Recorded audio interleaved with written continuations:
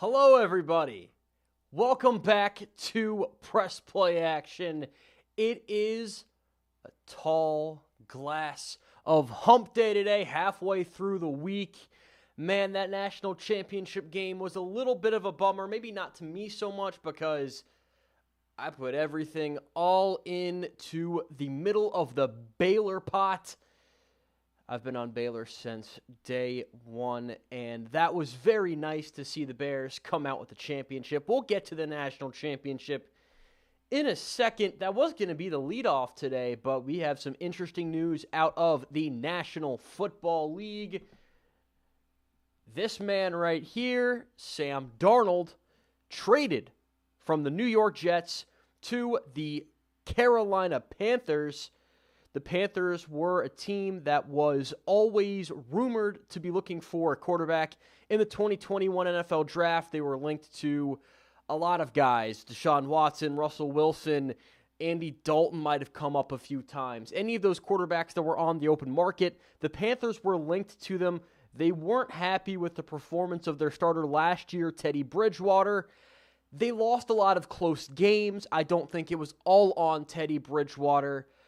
However, I think that the transition from Cam Newton into the other era of Panthers football, no matter what that was going to be, wasn't going to be Teddy Bridgewater. I think that Panthers fans have been telling me pretty much all season they wanted another option. They weren't happy with Teddy, whether it was the lack of ability to take deep shots or just the willingness to take those deep shots.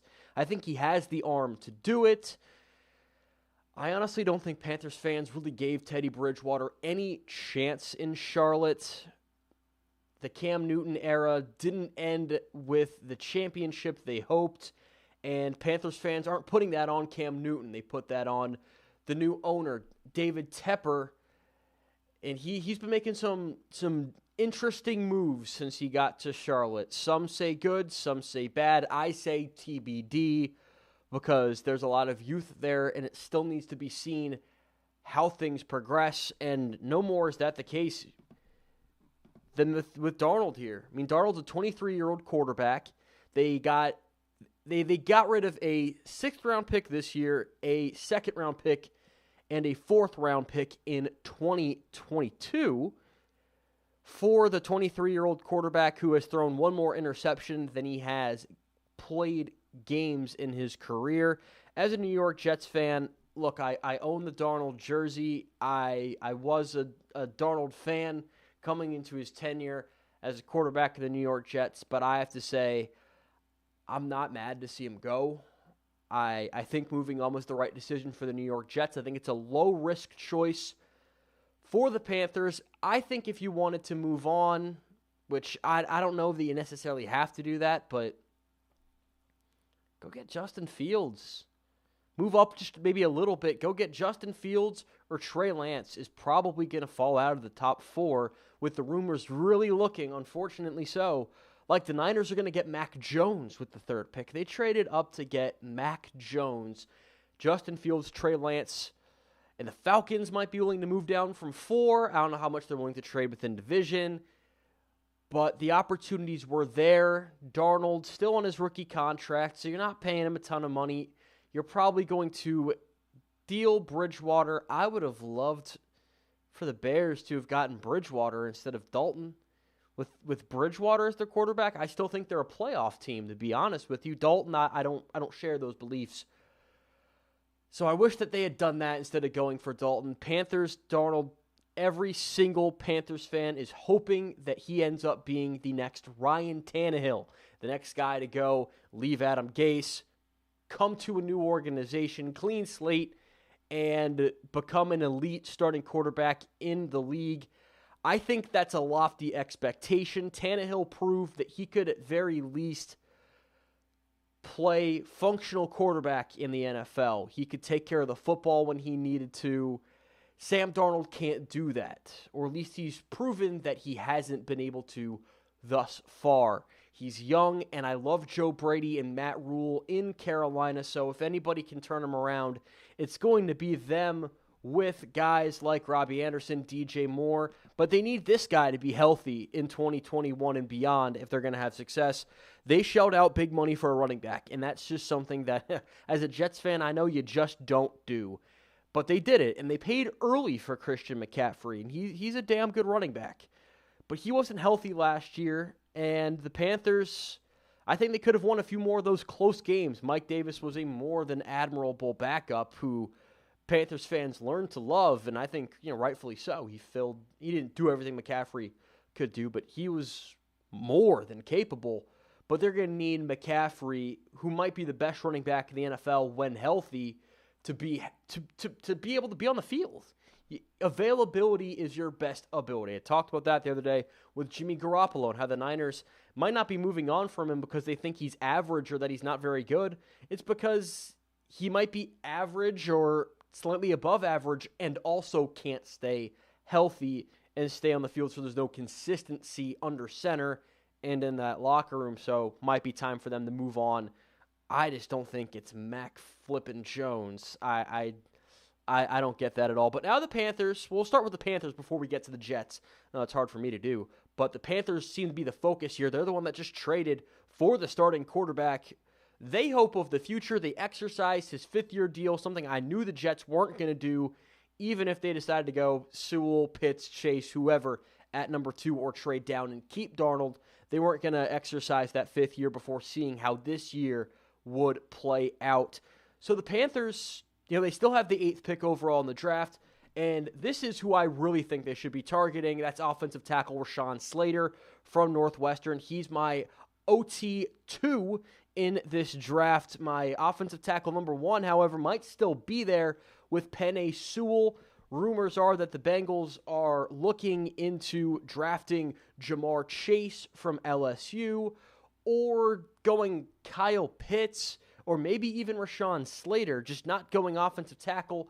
The Dolphins going to look for weapons for Tua Tagovailoa, whether it's Chase, Smith, Waddle, Pitts, whatever. There's a chance that they could have their pick of offensive tackle, be it Penei Sewell or Rashawn Slater. They need to do that because regardless of who was going to be under center, now it's going to be Sam Darnold.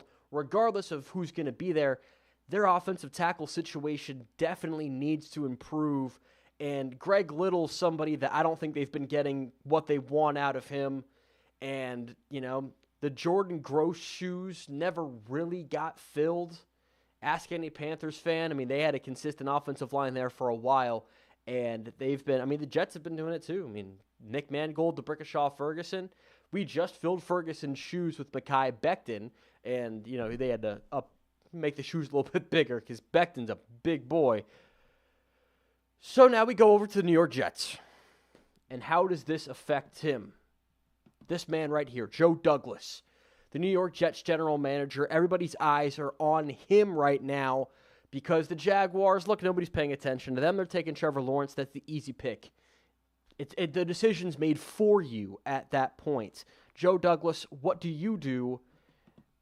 And I think we all know it's that man right there. Every single indication is pointing that the Jets have decided to take Zach Wilson. Steve Young came out and said that the Jets have started talking to his family. They're recruiting the family to get them on board with being in New York City.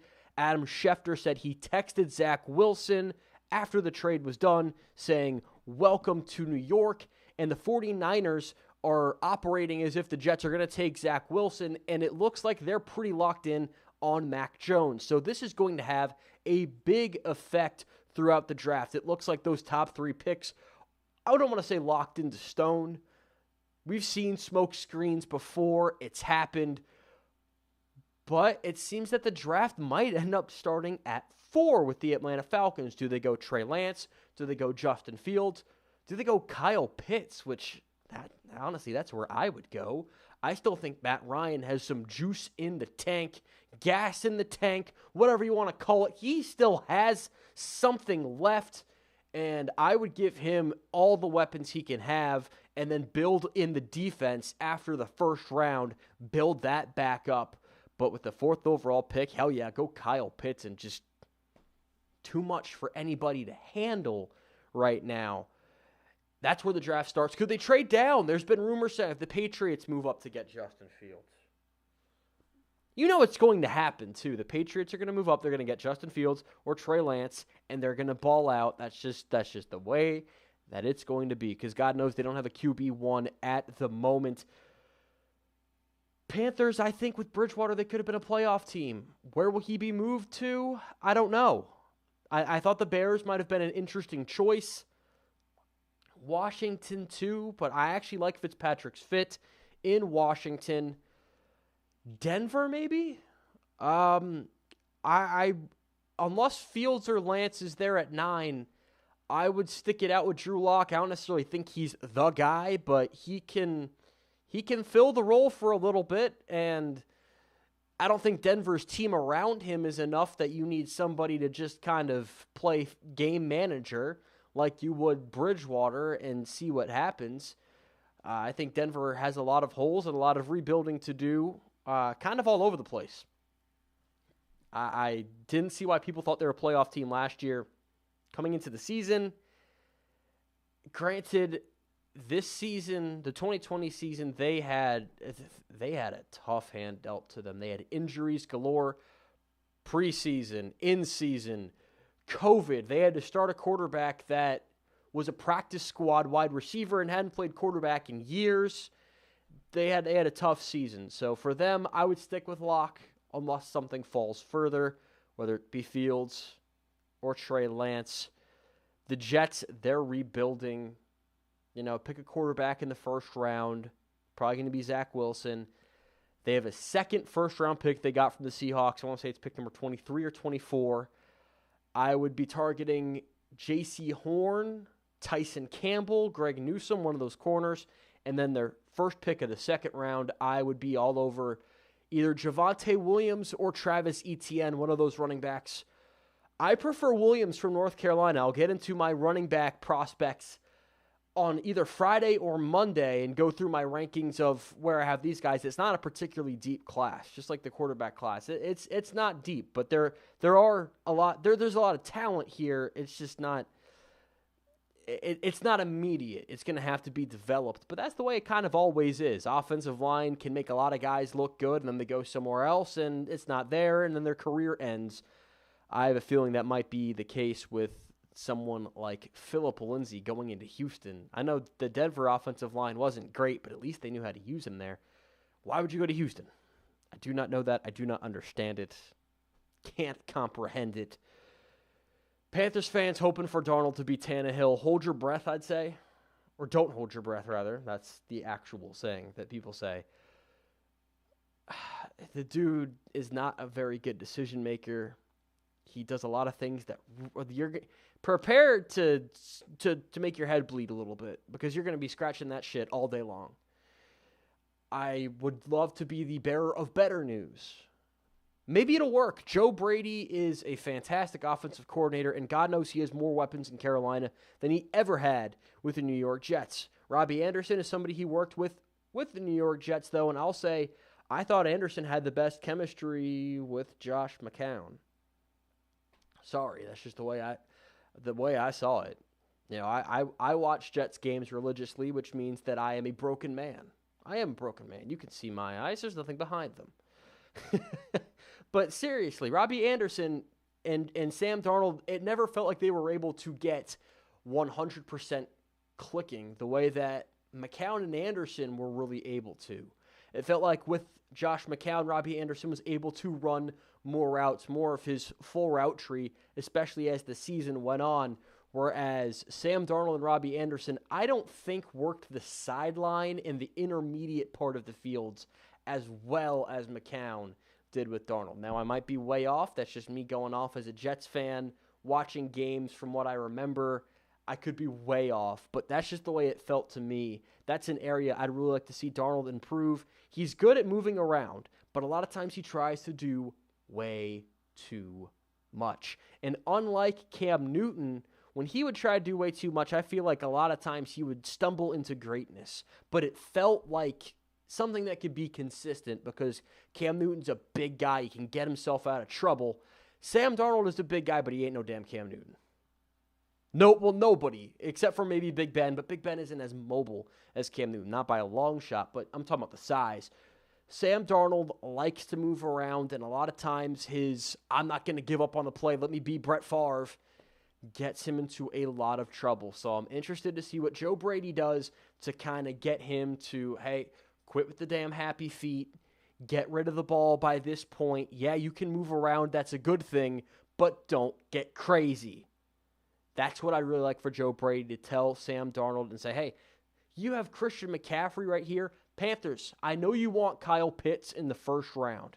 I know a lot of fans want Kyle Pitts, and Kyle Pitts would really help Sam Darnold, but you also need to keep him upright. Second round, Pat Freiermuth is right there. He will be on the board when you pick in the second round.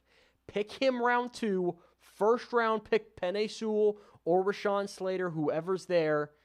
There you go. Because right now, the Panthers tight end, is it still Ian Thomas? The Greg Olsen replacement hasn't reared its head just yet. So they definitely need to get some sort of security blanket. But Christian McCaffrey is, at the tight end position, that is, a bigger-bodied security blanket. But Christian McCaffrey, as far as when the play breaks down, he can run routes. He's a quarterback's best friend. He will be what I think a lot of Jets fans expected Le'Veon Bell to be for Sam Darnold. If Sam Darnold can't make it work in Carolina, you know it's on him. The Adam Gase comparisons and letting him off the hook for working with the doofus known as Adam Gase, that son of a bitch that didn't deserve a job in the first place. Yeah, I'm going there. Why did he get hired? Who made that decision? Well, was it the former GM? The former, I could go on for that all day. Terrible decisions were made in New York. Hopefully that's behind them. Sam Darnold, you need to be, this is your second chance. A lot of quarterbacks don't really get them. They get one chance, and once you blow it, it's done. Sam Darnold's getting chance number 2 in North Carolina. I'm excited to see how it goes. But the future of the New York Jets, better be ready to bring some Mormon magic to the Big Apple, Zach Wilson. I know I'm ready to see it. I'm ready to see it. All right. National championship game. Baylor Bears are your 2021 NCAA champions. That is just phenomenal. I thought they were the best team this year. I did. Gonzaga was undefeated, but Baylor, and I'm not one of these guys that's going to sit here and go, oh, the West Coast Conference sucks, doesn't it? There are good teams in many different conferences. Okay, you don't have to play Power 5 basketball to be a good team. Let me get that out there now. But the Big 12 was a gauntlet this year. And despite that, Baylor looked like they were in control of that conference the whole way through. From day 1 to day, whatever the hell season day Monday was, the Baylor Bears looked like they were in control in the best conference in college basketball. Yes, I said it. I'm pointing you out, Big Ten. We saw what you did in March. Granted, the Big 12 didn't do a whole lot better, but I felt like the top of the Big 12 was better than the top of the Big 10. And night in, night out, it was a fight. It was, scratch and claw. And the Baylor Bears just constantly looked like the team that was going to be able to get it done come March. They had the depth. They had the rebounding want to.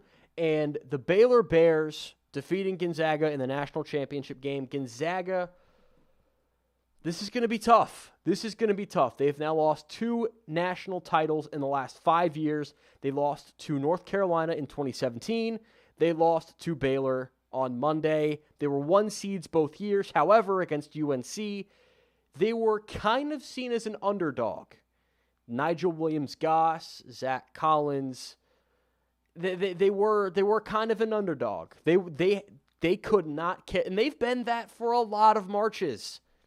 They could not carry that mentality this year because they were the undefeated team with probably the best player in college basketball, Jalen Suggs. We saw what he did on Saturday night against UCLA, offensively, defensively. Hell, if he needed to kick a field goal on special teams, I'm sure Jalen Suggs could do it.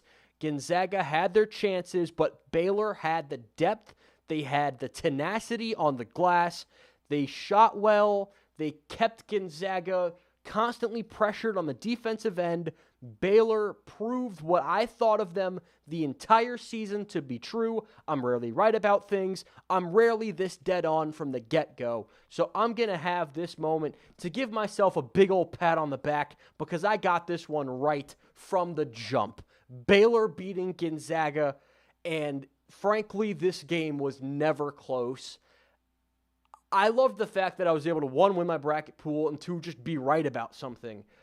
But I really wish the game had been better. It was a complete lackluster blowout the entire way through because Baylor just crashed the glass so damn hard. Suggs got into foul trouble early. Gonzaga had no bench, whereas Baylor felt like they were getting scoring options from all over the place. Jared Butler was the number one guy for Baylor, but it felt like Maceo Teague was able to let things fly. It felt like Flagler was able to get things going. Matthew Mayer, it felt like anybody on Baylor could score and score in bunches, and that's why I liked them so much throughout the course of the season. Gonzaga has a great starting lineup, maybe the best starting lineup, but they had no bench, and they could be beaten on the glass, particularly against a team like Baylor that had multiple options down low. And who do we have to thank for that? This man right here, Scott Drew, the head coach of the Baylor Bears. This man has brought Baylor basketball out of the rubble.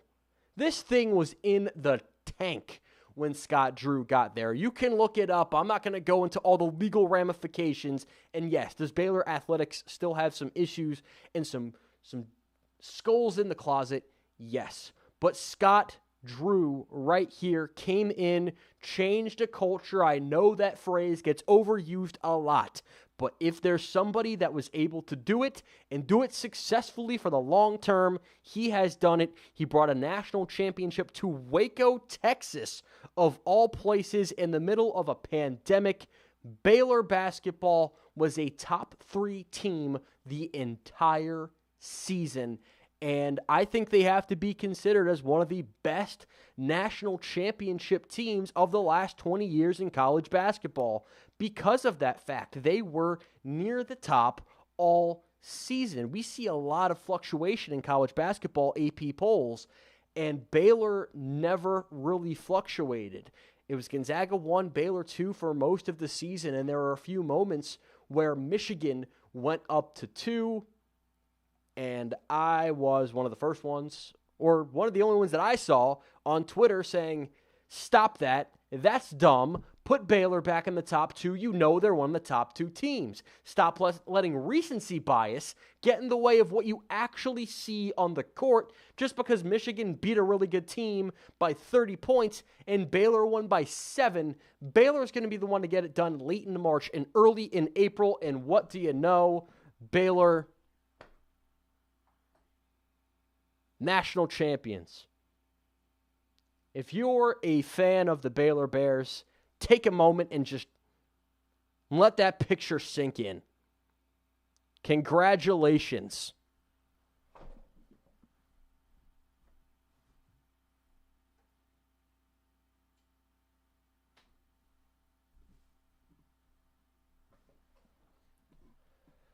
All right, got a little bit of water in my system there. Baylor, one of the top teams in college basketball in recent memory. Congratulations to Scott Drew. Davion Mitchell might have made himself some money in this run in March. He is looking like he's going to be a lottery pick. He just declared for the NBA draft, actually. That happened about 30, 40 minutes ago. Jared Butler, I wonder if he's going to be going as well. Gonzaga, I surely expect Jalen Suggs and Corey Kispert to be out from the Bulldogs. The NCAA tournament kind of let us down a little bit. It got off to a great start, but those second-round games, Sweet 16, Elite 8, we had some good stuff, but I feel like we didn't have – we had a classic moment. We had some classic upsets, but I kind of feel – I feel disappointed. If that national championship game had been able to deliver the goods of 1 versus 2, basically the whole season, last time we saw that in a college championship, at least in my memory, that it was 1-2 the entire season, undoubted. USC Texas in the Rose Bowl, the BCS champ. You remember the BCS? The BCS championship game, 05? One of the all-time great college football games. It felt like every star came to play. Not today, no, not Monday. Baylor came to play. Gonzaga, it's got to sting to be a Bulldogs fan. Just like a loss would have stung for Baylor. It's like, when are you ever going to be this again? Now, I have faith that Mark Few will be able to keep Gonzaga rolling through the West Coast Conference and continue to be a very good team. But undefeated, 1 seed, number 1 team the whole way through, this was Gonzaga's chance to be immortalized.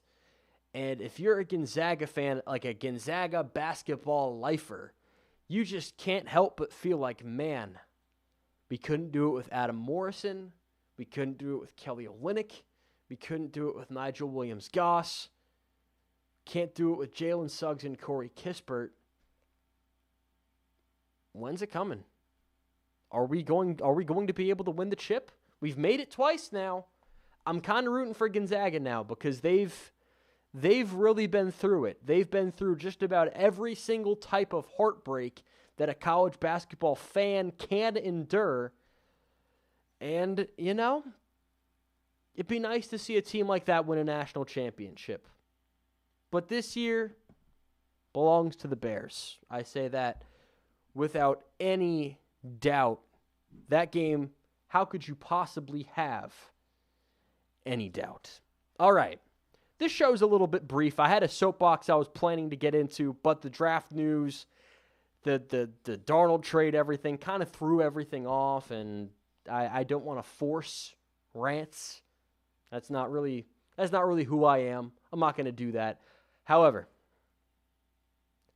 come back for more tonight, because at 7:30 Eastern Time, 4:30 Pacific, because she's going to be joining us from California, Katie Price and I are going to be talking about the best and worst hit songs from 2010. That's right, we're going back 11 years. We're going to work our way through the 2010s, the 2000s, and, 2020, that piece of crap year that it was. We're going to be talking about the best. We're going to be talking about the worst, and it's going to go... We have some stuff to say. I have some great rants, analysis, analogies, whatever you want to say. We have some good things planned, and I'm really excited to be able to share that series with you guys. Again, you're going to be getting a lot of lists out from me. Friday, no college basketball is going to make it kind of tough to find some stuff to talk about. I'm going to try to have a review of the movie Voyagers that's coming out. Colin Farrell, that kid that played Cyclops in the X-Men movies that wasn't James Marsden. Now that Godzilla vs. Kong comes out, we're really just kind of waiting for Mortal Kombat. But we do have a movie that is coming out wide in theaters. I don't really know if I'd recommend anybody to see it. It looks kind of crappy, but I'll see it because I'm fully vaccinated and I want to be in theaters, and that's exactly what I'm going to do. Might have some sort of